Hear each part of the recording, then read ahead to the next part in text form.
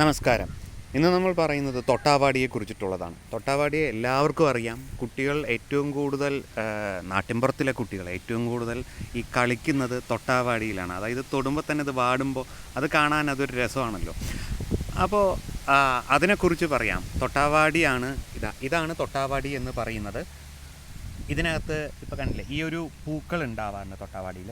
നമുക്ക് ഇപ്പോഴത്തെ കാലാവസ്ഥയിൽ ഈ പൂക്കളെക്കുറിച്ച് നമുക്ക് പറയാൻ വെച്ചാൽ കൊറോണ പൂക്കൾ എന്ന് വേണമെച്ചാൽ നമുക്കിതിനെ പറയാം. പിങ്ക് നിറത്തിലുള്ള പൂക്കളാണ് ഇതിനകത്ത് ഉള്ളത്. ഇത് തൊട്ടാവാടിയുടെ മോവുകളും അതേപോലെ ഇളം തളിര് വരുന്നതുമാണ് ഇവിടെ പറയുന്നത്. തൊട്ടാവാടിയുടെ പ്രത്യേകത എന്താണെന്ന് നമുക്ക് എല്ലാവർക്കും അറിയാം. തൊട്ടാവാടി നമ്മൾ സാധാരണ മരങ്ങൾ പോലെയോ ചെടികൾ പോലെയല്ല, നമ്മളെ ഇൻസ്റ്റൻ്റായിട്ട് റെസ്പോൺസ് ചെയ്യുന്ന ഒരു ചെടിയാണ്. അപ്പോൾ പല ഭാഗങ്ങളിലും പല പഠനങ്ങളിലും നമ്മൾ കണ്ടിട്ടുണ്ട്. ഇതിനെപ്പറ്റിയിട്ട് കാര്യമായ പഠനങ്ങളൊന്നും തന്നെ നടന്നിട്ടില്ല. പക്ഷേ നമ്മൾ ചില വർക്കുകളിൽ നമ്മൾ കണ്ടിട്ടുള്ളത് ഡിപ്രഷനായിട്ടുള്ള കുട്ടികളെ നമ്മൾ ഇതിൻ്റെ അടുത്ത് കൊണ്ടുവന്നിരുത്താറുണ്ട്. അപ്പോൾ ഇതൊന്ന് തൊട്ട് കഴിയുമ്പോൾ ഇത് വാടുമല്ലോ, തൊടുമ്പോൾ ഇത് വാടുമല്ലോ. ഇങ്ങനെ ഇത് അവർ കാണും. പിന്നെ അത് കഴിഞ്ഞ് ഇത് വീണ്ടും വിരിഞ്ഞ് വരുന്നത് കാണാൻ വേണ്ടിയിട്ട് നോക്കും. അപ്പോൾ നമ്മൾ പറയുന്നത് കേൾക്കുന്നുണ്ട് എന്ന് നമ്മൾക്ക് റെസ്പോൺസ് ചെയ്യുന്നുണ്ട് എന്ന് അറിയാൻ വേണ്ടിയിട്ട് തൊട്ടാവാടിയെ അങ്ങനെ ഒരു പഠനത്തിന് ഇപ്പോൾ ഉപയോഗിച്ച് ഞാൻ കണ്ടിട്ടുണ്ട്. ഇതാണ് ഇതിനകത്ത് വരുന്ന, ഇതാണ് അതിൻ്റെ മോവുകൾ എന്ന് പറയുന്നത്. ഇതിൽ വരുന്നത് ഇതേപോലെ ചെറിയൊരു തണ്ട് തന്നെയാണ്, ഇളം തണ്ട് തന്നെയാണ് തൊട്ടാവാടിക്കുള്ളത്. ഇതിപ്പോൾ ഇതേപോലെ ഇളം തണ്ട് തന്നെയാണ്. വേണമെന്നുവെച്ചാൽ ഇതിൽ കുറച്ചും കൂടെ വണ്ണത്തിൽ തണ്ട് വരാം. ഈ തണ്ടുകളിലെല്ലാം തന്നെ ഇല എന്ന് പറയുന്നത് ഇങ്ങനെയുള്ളതാണ് ഇലകൾ എന്ന് പറയുന്നത്. ഇതിൽ കുഞ്ഞു കുഞ്ഞു കുഞ്ഞു കുഞ്ഞു ഇലകളുടെ ഒരു കളക്ഷൻസ്, അത് ഒരു കോലിൽ കുറേ കുഞ്ഞു, നമ്മൾ പുളിയില പോലെയുള്ളതാണ് ഇതിനകത്ത് ഇലകൾ എന്ന് പറയുന്നത്. ഇനി ഇതിൽ പ്രധാനം എന്താണെന്ന് വെച്ച് കഴിഞ്ഞാൽ ഈ തൊട്ടാവാടിക്ക് ഒട്ടനവധി ഔഷധ ഗുണങ്ങളുണ്ട്.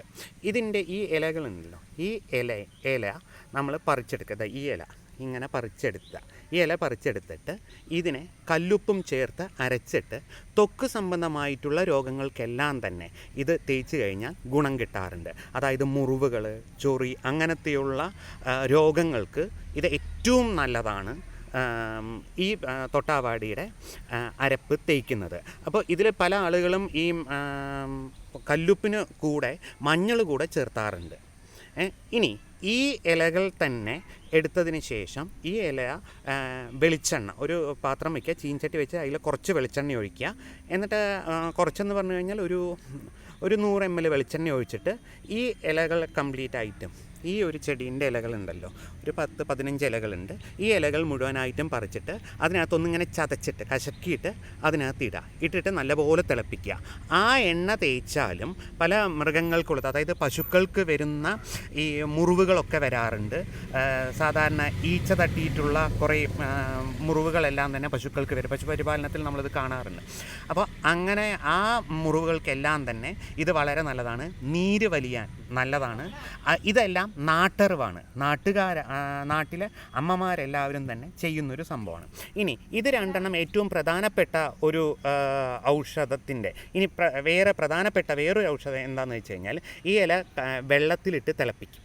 നമ്മൾ സാധാരണ ജീരകവെള്ളം വെക്കുന്നത് പോലെ വെള്ളത്തിലിട്ട് തിളപ്പിച്ചിട്ട് അത് കുടിക്കും. ഷുഗറും പ്രഷറിനും നല്ലതാണ്. പക്ഷേ ഒന്ന് മനസ്സിലാക്കുക, ഇവിടത്തെയുള്ള ആളുകൾ അങ്ങനെ കുടിക്കാറുണ്ട്. അവർക്ക് അതിൻ്റെ ക്വാണ്ടിറ്റി എത്ര എടുക്കണം എന്നുള്ളത് അറിയാം. അത് ആളുകൾക്ക് നോക്കിയിട്ടാണ് ക്വാണ്ടിറ്റി, അല്ലാതെ മരുന്ന് നമ്മൾക്ക് സാധാരണ ഇങ്ങനെ കുറച്ചിങ്ങനെ എടുത്ത് കഴിക്കാം, ഇത്ര ഔൺസ് കഴിക്കാം എന്ന് പറയുന്നതല്ല. ഒരാൾക്ക് ഇത്ര ആയിരിക്കണം. അത് വീട്ടിലെ അമ്മമാരൊക്കെ പറയുന്നതാണ്, നിനക്ക് ഇത്ര കഴിച്ചാൽ മതി അങ്ങനെ പറഞ്ഞിട്ട്. അപ്പോൾ അതിനകത്ത് എത്ര ഇലകൾ ഇടണം എന്നുള്ളത് നോക്കും. ആ ഇലകൾക്ക് വെള്ളത്തിലിട്ട്, നമ്മൾ ജീരകവെള്ളം തിളപ്പിക്കുന്നത് പോലെ തന്നെ വെള്ളത്തിൽ ഈ ഇലയിട്ട് തിളപ്പിച്ച് അത് കുടിച്ചു കഴിഞ്ഞാൽ ഷുഗറും പ്രഷറിനും വളരെ നല്ലതാണ്. പിന്നെ ഇതിൽ വരുന്നത്, ഇത് ഒട്ടാകെ നമ്മളിങ്ങനെ പറിച്ചെടുത്തതിന് ശേഷം വേരോട് കൂടിയിട്ട് പറിച്ചിട്ട് നമ്മളിതിനെ അരയ്ക്കാറുണ്ട്. അരച്ചിട്ട് ഇതേപോലെ കല്ലുപ്പ് വെച്ചിട്ട് അരയ്ക്കും. ഇതൊട്ടാകെ എല്ലാം പൂവും വേരും എല്ലാം കൂടെ ചേർത്തിട്ട് പറിച്ചിട്ട് അരച്ചിട്ട് അത് ഈ തഴമ്പ് പോവാൻ നല്ലതാണ്. തഴമ്പുകൾ അത് പോവാൻ നല്ലതാണ്. തഴമ്പെന്ന് പറഞ്ഞു കഴിഞ്ഞാൽ കാലുകളിൽ വരുന്ന ഒരു തഴമ്പുകളുണ്ടല്ലോ, ഈ തഴമ്പുകളെല്ലാം തന്നെ പോവാൻ ഇത് വളരെ നല്ലതാണ്.